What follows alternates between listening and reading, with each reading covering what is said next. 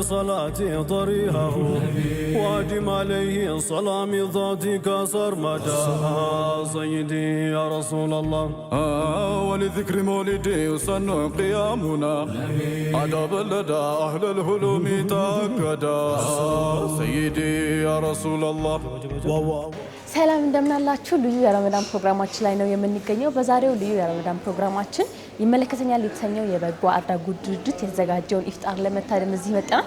ከዚህ በፊትም እንግዲህ በአርትስ ቴሌቪዥን ወደ እናንተ አስተላልፈነው የነበረው የይመለከተኛል ድርጅት ፕሮግራም ነበረ። ይመለከተኛል በጎ አድራጎት እንግዲህ በሱስ የተጠቁ ወገኖቻችንን ከሱስ እንዲያገግሙ በመርዳት እዚህ ሪከቨር እንዲያደርጉ የሚያደርግ ድርጅት ነው። ታዳኛም ደግሞ ጥሪ በቀረበልን መሰረት የዛሬው ኢፍጣር ደግሞ ምን ይመስላል የሚለውን ወደ እናንተ እናስተላልፋለን። ቆይታችሁ እንዳይለየን። መልካም ቆይታ።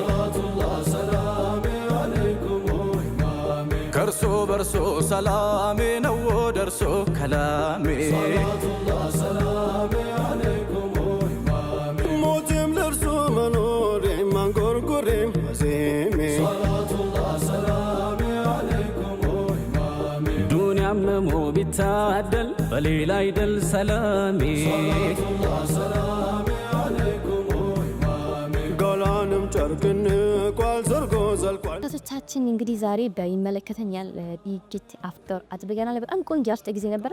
አሁን ደግሞ ከይመለከተኛል መስራችና ስራ አስኪያጅ ነኝ ጋር በድጋሚ መጥቻለሁ። ከዚህ በፊትም እንግዲህ ወናንተ ጋር ቀርበን ነበር። አብረን እንዴት ይሄ እንደተጀመረ ከኔም ጋር ቀርበን ነበር። እኔም በድጋሚ ስላገኘሽ በጣም ደስ ብሎኛል። ቆንጆ ኢፍጣር ፕሮግራም ነበር። እኔም በጣም ደስ ብሎኛል። አርት ቲቪ ያው ለኛ ቤተሰቦቻችን ናችሁ። ዛሬ በተለይ ስለተገኛችሁ በጣም ደስ ብሎኛል። አመሰግናለሁ። በጣም እኛ ደስ ብሎናል አብረን ስለሆነ። እዚህ ደግሞ እንግዲህ ለየት ባለ መልኩ ነውና ይሄ ደግሞ በደንብ ሰፋ ብሎ ምቹ ሆኖ አግኝቻለሁ። እስኪ ወደዚህ ደግሞ ስትመጪ እንዴት ነበር ጉዞሽ? ምን አለፈ ባንቺ በኩል? እንግዲህ ያው የአርት ቲቪ እና ባልደረቦች ታውቁታላችሁ ይመለከተኛል። ካሁን በፊት የነበረን የቦታ ችግር በነበረበት በጣም መፈናፈኛ በሌለው ቦታ ላይ ኦልሞስት ወደ 4 አመት አሳልፈናል። ያም ሆኖ ግን ያ ተቋሙ አንድ ቦታ አልነበረም፣ ተበታትነን ነበር የነበረው። ሪሃብ ሴንተሩ ለብቻ፣ ዲቶክስ ሴንተር ለብቻ፣ ወርክሾፕ ለብቻ፣ የኔ ኦፊስ ደግሞ ለብቻ ትንትን ብለን ነበር። ያ የቦታ እጥረት ችግር፣ ቦታ ለማግኘት እንደገና ደግሞ ሰፋ ያለ ለመከራየት ያቅም ችግር፣ እንደዚህም ደግሞ የማህበረሰቡ አለመስጠት ቦታውን ለኛ ተቋም ምክንያቱም ለምንሰራበት ስራ እንትና ለማለት ትረስታ ለማድረግ ለሱስና ለአእምሮ ህመም ነው ሲባል ብዙዎቹ ሪጀክት በማድረግ በቀኛ 4 አመት በጣም ነበር የተቸገርነው።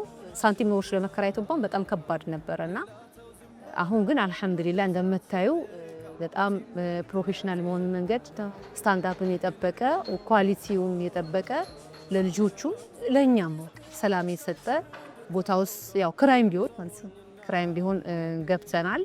በቃ መስራት ካለብን መከፈል ያለበት ዋጋ ሁሉ ተከፍሎ ጥራት ባለው መንገድ ልጆቹን ዘና ብለው የሚወጡበት እንዲሆን ተብሎ ስለታሰበ እንግዲህ አሁን ያው እንደምታየው ሁኔታ ነው።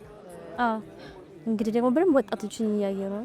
እስኪ እንደው ምን ላይ ይገኛል ሚጄቲው ምን አከ 00 ላይ ደግሞ በሶስት ምክንያት ነጥቦች የሚቆዩት እንዴት ነው ነገር ያስኪዳችሁ ያላችሁት? ያምሩ ማንሳሉ ወይ? እንግዲህ እኛ ጋር በብዛት ሚኒመም 3 ወር ነው ቆይቶ በትንሹ 3 ወር ይቆያሉ። እንደ ልጆቹ ሁኔታ እንደ ህመማቸው አይነት 7 ወርም 1 አመትም ከዛ በላይ የሚቆዩ ልጆች አሉ።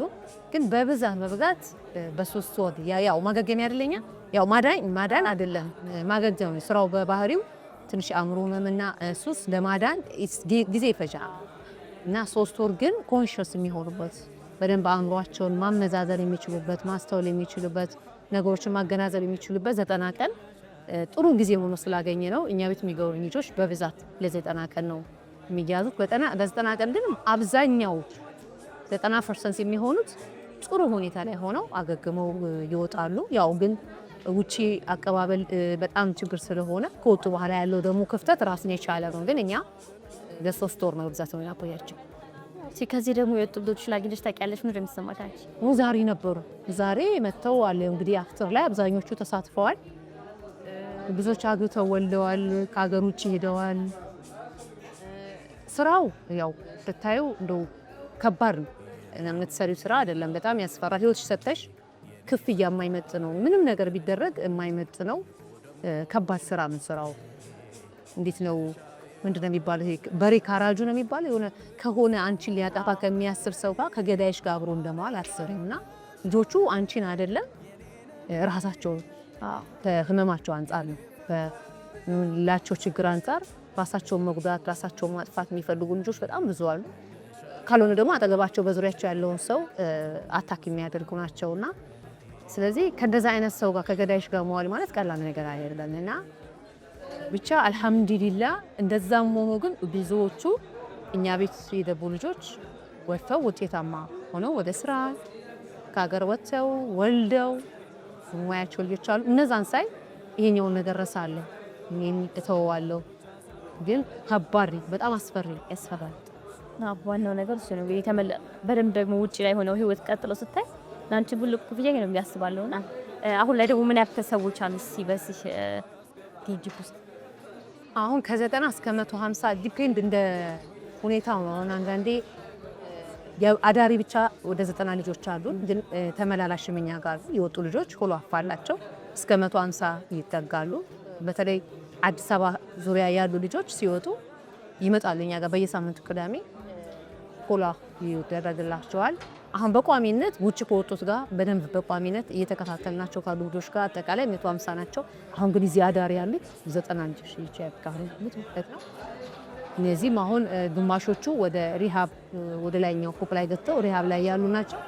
አዳዲስ የገቡ አይተሻቸው ከነዞች የታሰሩ ናቸው። እነሱ አዳዲስ የገቡ ገና ዲቶክስ ላይ ነው ያሉት። ፕሮሰስ ምግቦች ጥረት እየተደረገ ነው ያለው። ለውጥ ሲኖራቸው ነው እንግዲህ ከዛ ክፍል እያወጣን ደግሞ ወደ ላይኛ ክፍል ወስራቸው ማለት ወደ ይሰናንተ። ብዙ ጊዜ እንግዲህ ይሄን ነገር በተለይ ሶስት የሚለውን ነገር እኛ ጋር በቀላል ነገር ነው የምንመለከተውና አይገባንም። አካባቢያችን ያሉ ሰዎች በዚህ ምክንያት እንደምናጣቸው አይገባንምና እንደው እስኪ በዚሁ ማለት የምትፈልጊው ነገር ካለ ከሱ ጋር ተያይዞ በየቤቱ ብዙ ሰው አለ፣ ነገር ግን አርቆ አግልሎ ልጁንም ዘመድንም አግሎ የሚያቆያልና ሱሰኛ ሲሆን እንደው እስኪ ምን የምትይው ነገር አለ በዚህ ታስተላልፊ ማለት? አሁን የሚለው አሁን ዛሬ እኛ የረመዳን ኢፍጣር ፕሮግራምን በማስመልከት እንግዲህ እዚህ አዲስ ህንፃ ላይ በመግባታችን ዋናው ምርቃት ነበር፣ ማስመረቅም ነበር። እንደ ማስመረቅ የፈለግነው ለምንድነው እስካሁን ለ4 አመት ስንሰራ የነበረው ወንዶች ላይ ነው። አሁን የሴቶችም የሱስ ማገገሚያ ኦልሬዲ ሁሉ ነገሩን ጨርሰን ስራ ጀምረናል። እሱን በማስመልከት ነው ያስመረቅን ያለነውና ከጠየቅሽኝ ጥያቄ አንፃር እኔ አሁን በጣም ስጋቴ ሱስ ወንድ ልጅ ላይ ሲሆን ብዙ ጊዜ ያው ወንድ ነው የሚባል ነገር አለ። ያው ችግር ቢኖርም ግን ሴት ልጅ ላይ በጣም ይከብዳል።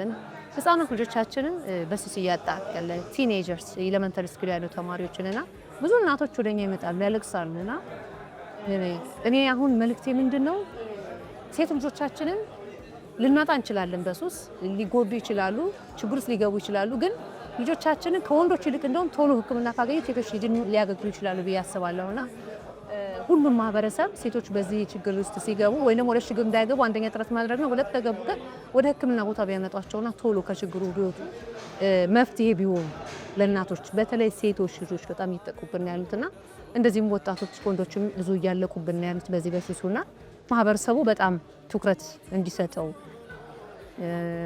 እንዲያስብበት ነው እኔ መልእክት ማስተላልፈው። በተረፈ ያው ይመለከተኛል የበጎ አድራጎት ድርጅት ምንም አይነት ረዳት የሌለው ራሱ በራሱ ተፍጨርጭሮ ነው እዚህ ደረጃ ላይ የደረሰውና ምንም አቅም የሌላቸው ሰዎች ምንም ችግር ላይ ያሉ ሰዎች በእጦት በገንዘብ ችግር ምክንያት እኛ ጋር አሁን ከ8000 ሰው በላይ ዌቲንግ ሊስት ላይ ያለ ተመዝግቦ እዚህ ለመግባት ማለት እኛ ቦታ አተን አቅም አተን ነው እነሱ ማስገባት ያልቻል ነው። አሁን ቢያንስ እንኳን ቦታ አግኝተናል። እነሱ ለማስገባት ደግሞ ለነሱ የሚያስፈልጉ ፋሲሊቲዎች አሉ፣ የሕክምና የሜዲኬሽን የተለያዩ ነገሮች። ያ ነገር ገንዘብ ያስፈልጋል። ያን ለማድረግ ይመለከተኛልን እንደው ብትረዱ ከጎናችን ብትሆኑ ሱስን እንደው ከስሩ ማጥፋት ባንችል ለመቀነስ ልጆች ውስጥ የገቡትን ልጆች ከጎናችን ሆናችሁ እንደው ብትተባበሩን የሚል መልእክት ነው ማስተላለፍ። እንግዲህ መልእክቱ ደርሷል። መቼም እንግዲህ ዛሬም ያለውን ነገር አብረው አይተዋልና ሁላ እጃቸው እንደሚዘረጉላቸው ማምናለሁ። እስኪ እንደው ግን አሁን ደግሞ በአዲስ ቦታ እንዲሁም ደግሞ የሴቶችም ጭምር ጀምረሻልና ከዚህ በኋላ ደግሞ እስኪ ምን አስበሻል? አዎ የሴቶች እስካሁን ያልጀመርነው አንደኛ ያው የቦታው ጥበት ሴቶች ብድኛን በተፈጥሮ ላይ እንላለንና ወንድ ልጅ ምናልባት የሚያስፈልገውን ነገር አድርገሽ በጥበቃ ተተሽው ለሴቶች ተተሽው ትሄጂ ትችያለሽ። ሴቷ እንደዛ አድርገሽ አትሄጂያለሽ ይከብዳል፣ በጣም ይከብዳልና ከዛ አንፃር የተሟላ የተስተካከለ ነገር መኖር አለበት ብለን እስካሁን እየጠበቅን የነበር ነው። አልሐምዱሊላህ አሁን አላህ ሁሉ ነገር አሳክቶልናል፣ በክራይም ቢሆን ማለት ነውና ሴቶች ላይ አሁን ስራ እየሰራን የነበረው በጣም ወንዶች ላይ ግን ወጣቶች ላይ በተለይ የተማረው ኃይል ነበር ስንሰራ የነበረው። አሁን ደግሞ በጣም ትኩረታችንን በጣም በቃ ጉልበታችንን ማሳረፍ የምንፈልገው ሴት እህቶቻችን ሴት ልጆቻችን ላይ ምክንያቱም ህጻናት ሴቶች እያጣን ያለነውና ሴት ማለት ሀገር ናት። ሴትን መደገፍ ማለት ሀገርን መደገፍ ማህበረሰብ መደገፍ መንግስት መደገፍ ማለት ነውና ሴቶቻችን ማጣት የለብንም ብለን አስበናል። ለሴቶች በጣም ተስተካከለ በአማረ በተቀናጀ መልኩ ተዘጋጅተናል። ኢንጆይ ያደርጉታል ብለን እናስባለን። እንግዲህ አትሽኮነ ብዙ ጋርደኖችን እዚህ ባለንበት ደስ የሚሉ ነገሮች የተለያዩ ነገሮችን በርዶች ወፎች ሳይቀሩ የተለያዩ ነገሮችን አስገብተናል ልጆች ኢንጆይ እንዲያደርጉት ብለን ማለት ነውና በሰፊው እየሰራን እንገኛለን። እንግዲህ በቀጣይ በሴት ልጆቻችን ውጤታማ እንሆናለን ብለን እናስባለን። አሁን እንግዲህ ገና መጀመራችን ነው። ውጤቱ እንዴት ነው የሚለው እንግዲህ ከአላህ ጋር ወደፊት የምናየው ነው የሚሆነው። ግን ውጤታማ የምንሆን ይመስለኛልና አሁን በሰፊው ነው የመጣ ነው። እንግዲህ እንደምታዩ ፎኮት ህንጻው በጣም ትልቅ ነው። G+8 ነው። ግራውንድ መዝናኛ አለው። የልጆቹ ቴኒስ ቴብል መጫወቻ የተለያዩ ነገሮች ያሉበት አለ። ክፍላቸውም በቃ ሁሉ ነገሩ የተስተካከለ ነው ያለውና ኢንሻአላህ እንግዲህ ቀጣይ ስትመጡ ደግሞ የተሻለ ነገር እንደምታይ ተስፋ አደርጋለሁ። አሁን እንግዲህ ከዚህ በኋላ ደግሞ በዚህ ጅማሮ በዚህ ከቀጠላችሁ ምንም በፍተሽ ወደፊት ግላችንን በርተን ደግሞ ከፍ እንደምናደርገው አምናለሁና እንደው ግን ይመለከተኛልን መጎብኘት የሚፈልጊ መተው ደግሞ አይተው ባይናቸው መርዳት የሚፈልጉ ካሉ የት ሊያገኛችሁ ይችላሉ? በምን መልኩ እናንተ ማድረስ ይችላሉ? እንግዲህ አርቲቪ በዚህ አጋጣሚ በጣም እናመሰግናለን። እንግዲህ ይመለከተኛልን መጎብኘት የምትፈልጉ ያው አድራሻችን ጦር ኃይሎች አዋሽ ወይን ጠጅ የተባበሩት ማዕድያ አጠገብ እንግዲህ ይመለከተኛል የሚል ጽሑፍ አለው። እዛ ጋር እንገናኛለን። ያው ፈቃደኛ ከሆናችሁ ስልክ ቁጥራችንና አካውንታችንን ማስቀመጥ ከቻላችሁ አካውንታችን እንችላለን። ይመለከተኛል የበጎ አድራጎት ድርጅት ስልክ ቁጥር 0977 33 33 31 እና 0977 33 33 32 ነው። እንደዚሁም የኢትዮጵያ ንግድ ባንክ አካውንት ቁጥራችን 77 አጭር ቁጥሩ ማለት ነው 7733 ነው። የአቢሲኒያ ባንክ ቁጥራችን እንደዚህም 7733 ነው። የዳሽን ባንክም ቁጥራችን 7733 ነው። ያላችሁ እኛ ጋር አንድ ብር ቫልዩ አላትና እንደነገርኳችሁ ከ8000 ሰው በላይ ዌቲንግ ሊስት ላይ ያለና እነሱን ለመርዳት እነሱን አንድ ስንቶ ለማሳከም የእናንተ እርዳታ እኛ እንግዲህ ቦታውን ይዘን አሁን ተገኝተናል።